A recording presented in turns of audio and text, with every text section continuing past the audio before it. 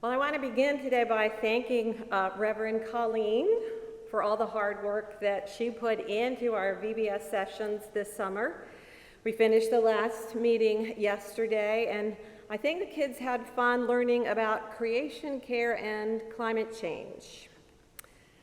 I don't know if anybody has gone by to see, but our sign out front of the church today says, "The climate crisis is here. The time to act is now." And the smoke in the sky that has traveled from the West Coast fires is telling us the same thing. And the flash floodings in the Northeast and around the world are sending us the same message. Now, I totally understand that as humans, we have a tendency to compartmentalize our lives. Like our daily routines and our habits, well, that's over here, and climate change and political issues, well, that's over here, and our spirituality and our faith, well, that's over here. And we try to keep those boxes separate, but they're not separate. And we need to look more closely at the way that they are interconnected. And we're going to start working on that today. Now, we have in our scriptures 4 Gospels, 4 descriptions of the life and times of Jesus. They are written by 4 authors living in different communities, looking back on their experiences. Each one is remembering things a little bit differently, sharing some different experiences. But it's interesting that all 4 of the Gospels include this story of feeding 5,000 people.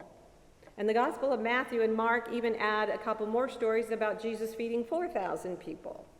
Very similar. And in all 6 of those stories, there are leftovers, lots of leftovers. Now this time we're reading John's account, and in this account, as John describes it, Jesus is sitting a little ways up on a mountainside with his disciples, and they have been listening as he's teaching, and they realize that it's getting late and people are probably getting hungry. This time Jesus picks on Philip and asks him, "Okay, so where are we going to buy bread for these people to eat?" And Philip responds basically, "Wait, what? Let me add this up. Nope, no way. 6 months' wages could not buy enough bread to feed all of these people, not even one little piece." Philip is very aware of their limited financial resources. Now, the others around may have started passing the word along that Jesus was talking about providing a meal, because then Andrew steps up because he's found a boy who has, 5 loaves of bread and 2 fish, and even he can't imagine how that could be of any help. And then Jesus tells everyone to sit down in the grass, and he takes those loaves and he gives thanks and he distributes them with that little bit of fish. And as they start passing it around, they keep passing it around, and everybody seems to get enough to eat. Why is there enough to eat? This is shared as a story about abundance, about God's abundant resources, about the abundant life we are promised. God promises unending, unconditional love and the provision for what we really need when we let go of our fear and we trust the Creator of the universe. Now our story picks up again when they are satisfied. Jesus tells the disciples to go ahead and gather up those fragments that are left over, so we don't waste anything. And they gather them up from those what started as 5 loaves and 2 fish, and they have 12 baskets full. Lots of leftovers. But what's really going on here?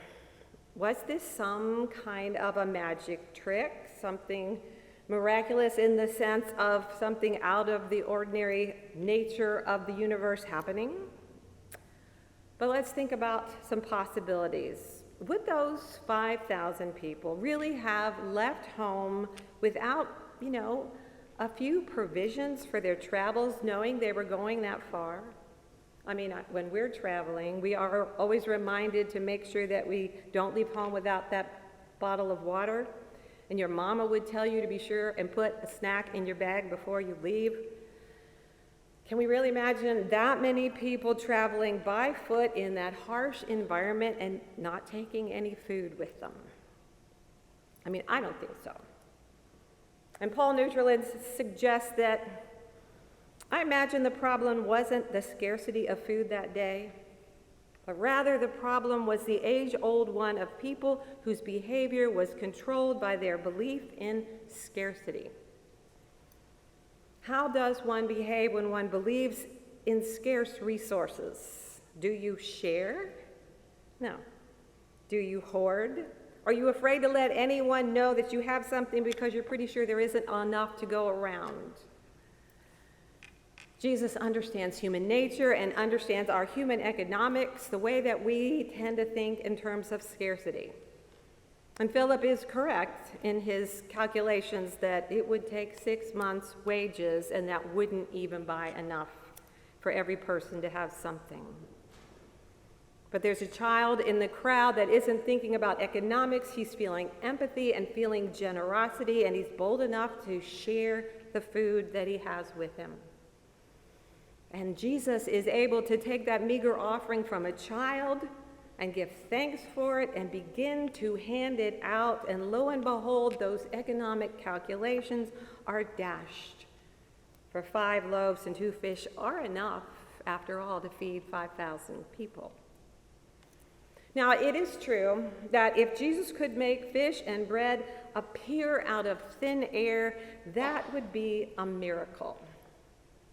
But if Jesus could persuade 5,000 human beings to stop hoarding what they have and share their food with their neighbors and with a bunch of strangers, that would be even more miraculous.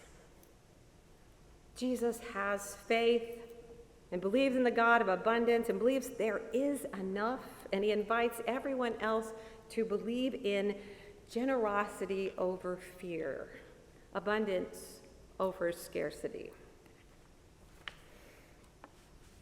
When we talk about abundance and affluence, when we talk about someone being affluent, we assume they have more than they need. More money, more food, more clothes, more cars or houses. An affluent person has more than enough for themselves and maybe for their family, but that's as far as it goes. They have a large amount of a limited supply. An affluent country has more than enough resources for its people, as opposed to the non-affluent countries who don't have enough for even their own people.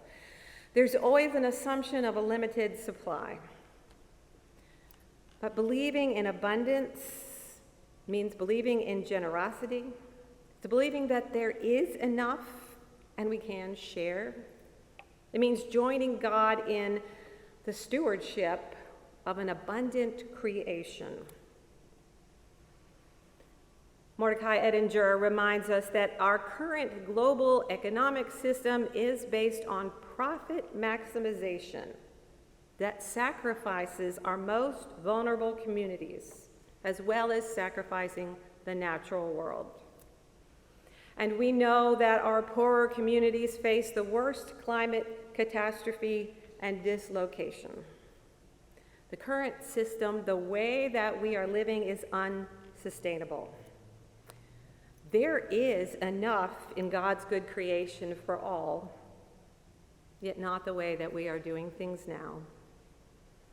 But we can change. We can live into our faith of a God of abundance, one who cares for all people, one who cares for all creation.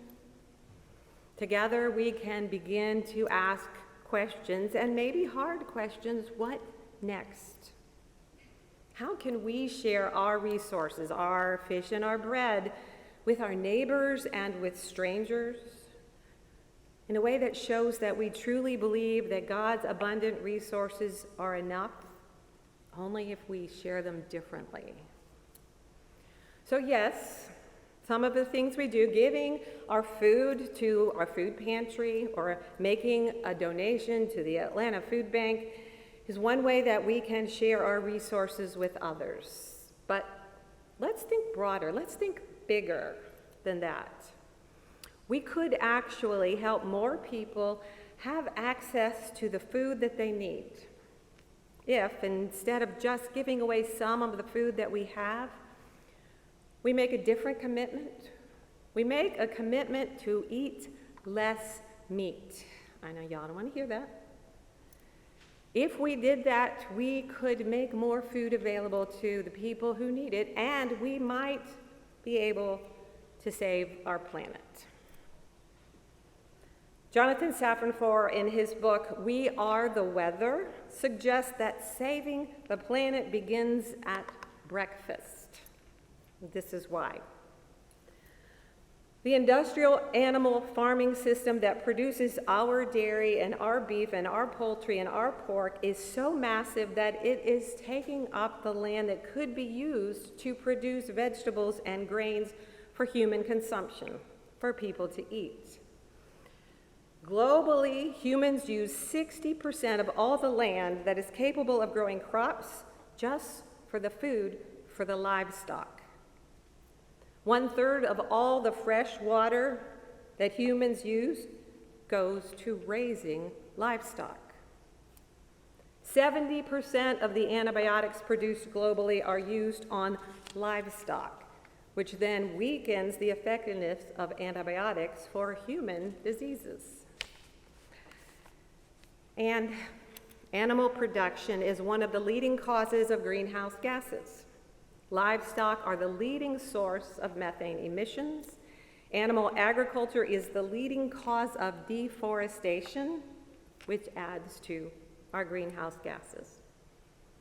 The Food and Agriculture Organization of the United Nations has stated that livestock production is a leading cause of climate change.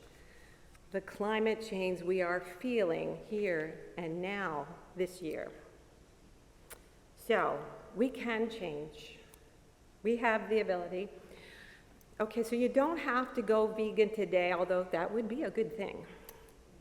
But if all of us who have the money and the ability, the access to eat beef and dairy and poultry and pork, if we chose to eat less of it, the world could feed more people with God's abundant resources. And if we all were to start now, we could lessen the catastrophic effects of climate change that is here and only going to get worse. There is something we can do. For God still cares about everyone in the world, caring that everyone in this world has something to eat. Much like that young boy's lunch in our story, what we do with our food can make a difference. I know we're just a small congregation, but we sharing what we have, telling the people we know, hopefully with more and more around the world, can begin to make a change. So let's make a commitment. Let's make a commitment to learn and share some vegan recipes. Let's start with breakfast or lunch and choose some new favorite foods that don't involve animals. Together, we can live into our faith in a God of abundance who cares for all people and all creation. This summer, we spent time teaching our children about caring for creation and the effects of climate change. And we know that children learn best when they watch and follow what we do. So let our commitment, let our faith, let our love of God and this world have feet and have actions. Even if they're just small actions, we can change.